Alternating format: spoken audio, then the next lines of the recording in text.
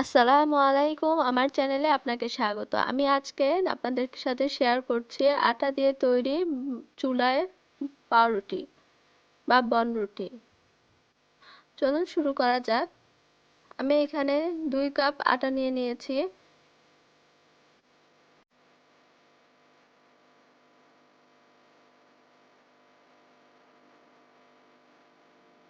দিচ্ছি 1 চা চামচ লবণ, হাফ কাপ গুঁড়া দুধ। এবার এগুলোকে ভালো করে চেলে নিচ্ছি।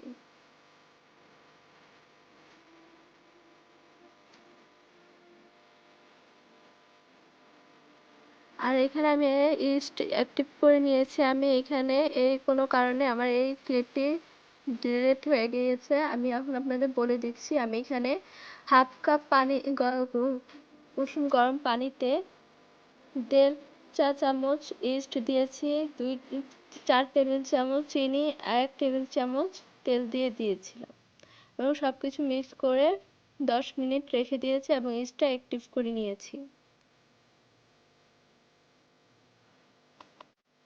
এবার একটা স্প্যাচুলার সাহায্যে আমি আটার সাথে সেই ইস্টের পানিটা ভালো করে মিক্স দিয়ে ভালো করে একটি ডো তৈরি করে নিচ্ছি। আমার এখানে ইস্টের যেখানে আমি যে পানিটা দিয়ে অ্যাক্টিভ করেছিলাম সেখানে আমার টোটাল 1 কাপ পানি দিয়েছিলাম। আপনাদের কম বেশি লাগতে পারে। 2 কাপ আটার জন্য আমার 1 কাপ পানি লেগেছে। আর এই ডোটা একদম আমরা যেরকম রুটি বা পরোটার জন্য ডো করি সেরকম হবে না, তার থেকে একটু বেশি নরম হবে। তাহলে পাউরুটিটা অনেক বেশি সফট হবে এবং স্পঞ্জি হবে। আমি এখানে 1 টেবিল চামচ তেল দিয়ে ডোটার গায়ে ভালো করে মাখিয়ে দিচ্ছি এবং এটাকে ঢেকে একটা গরম স্থানে আধা ঘন্টার জন্য রেস্টে রেখে দিব। পাউরুটি পারফেক্ট হওয়ার জন্য এবং ভেতরে সফট হওয়ার জন্য অবশ্যই আপনাকে পাউরুটিটাকে অবশ্যই রেস্টে রাখতে হবে। আমি এখানে আপনাদের দেখাচ্ছি, দেখুন। আধা ঘন্টা পরে আমার পাউরুটির ডোটা বেশ দ্বিগুণ ফুলে গিয়েছে। আমি এবার চেপে চেপে এটার ভেতর থেকে বাতাসটা বের করে নিচ্ছি।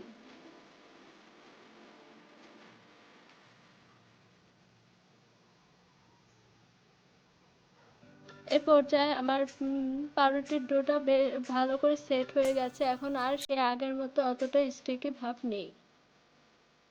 আমি পাউরুটিটা ডিরেক্ট প্যানের মধ্যে বানাবো, বেক করব। আশা করছি আপনি দেখে বুঝতে পারছেন। আমি প্যানের মধ্যে দুটো সাদা কাগজ দিয়ে দিয়েছি এবং 1 টেবিল চামচ তেল ব্রাশ করে নিচ্ছি। এটা একটি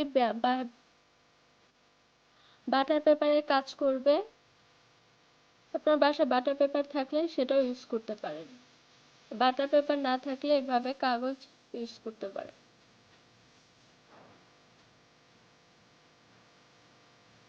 আমি একটি ব্রাশ দিয়ে ভালো করে তেলটা মাখিয়ে নিয়েছি। এবার একটি রুটি বানানোর জন্য প্যানের মধ্যে কিছুটা আটা ডাস্ট করে নিয়েছি। এবার ভালো করে 10 থেকে 15 মিনিট সময় নিয়ে ডোটাকে ময়ান করে নিন।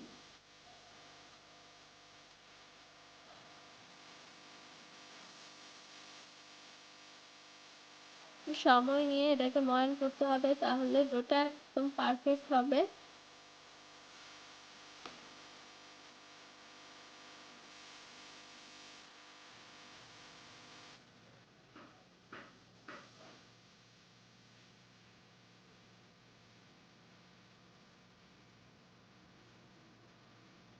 ডোটা যখন ময়ান করা হয়ে যাবে তখন আর হাতের সাথে লেগে আসবে না এবং এটা বেশ সফট হবে এবং দেখে বুঝতে পারবেন আশা করছি। এবার আমি 4টা লেচি কেটে একটি প্যানের মধ্যে আমি বেক করবো সেটার মধ্যে দিয়ে দিয়েছি।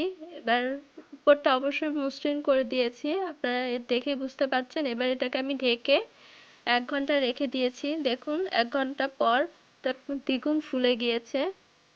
এবার এর প্যানটি আমি বেক করতে দিয়ে দিব। চুলার আঁচ একদম লো হিটে রেখেছি। এবার নিচে একটি মোটা তাওয়া দিয়ে তার উপরে প্যানটা বসিয়ে দিয়েছি।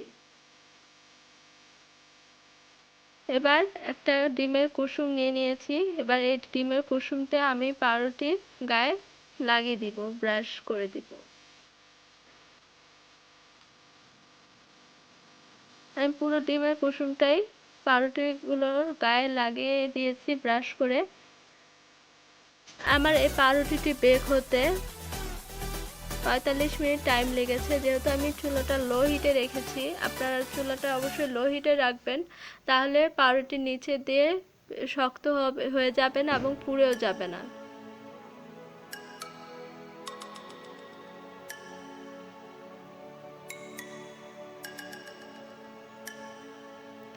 এখন 45 মিনিট পর আমার রুটিটা বেক করে নেওয়া হয়ে গেছে। আশা করছি দেখে বুঝতে পারছেন কতটা সফট হয়েছে। এবারে আমি উল্টে দেখাচ্ছি। আমি পাউরুটিটা বেক করার সময় লাস্টে 10 মিনিট আগে পাউরুটিটা উল্টে দিয়েছিলাম, যাতে করে উপরে একটা সুন্দর কালার আসে। আর চুলায় বেক করলে পাউরুটির উপরের সাইডটা খুব একটা কালার আসে না, সাদা সাদা থাকে। তাই আপনারা চাইলে এরকম আমার মতো উল্টেও দিতে পারেন, তাহলে কিছুটা কালার আসবে। এবার আমি আপনাদের একটা পিস পাউরুটি ছিঁড়ে দেখাচ্ছি। দেখুন ভিতরে কতটা সুন্দরভাবে হয়েছে। আশা করি দেখে বুঝতে পারছেন। আপনারাও চাইলে আপনার বাচ্চাদেরকে বা আপনারা নিজেরাও চায়ের সাথে এভাবে বাসায় পাউরুটি তৈরি করে নিতে পারেন। আশা করছি আপনাদের আমার এই রেসিপিটি ভালো লাগবে এবং বাজার থেকে কেনা পাউরুটির থেকে এর স্বাদ বহুগুণ বেশি হয় এবং এটা স্বাস্থ্যকর থাকে।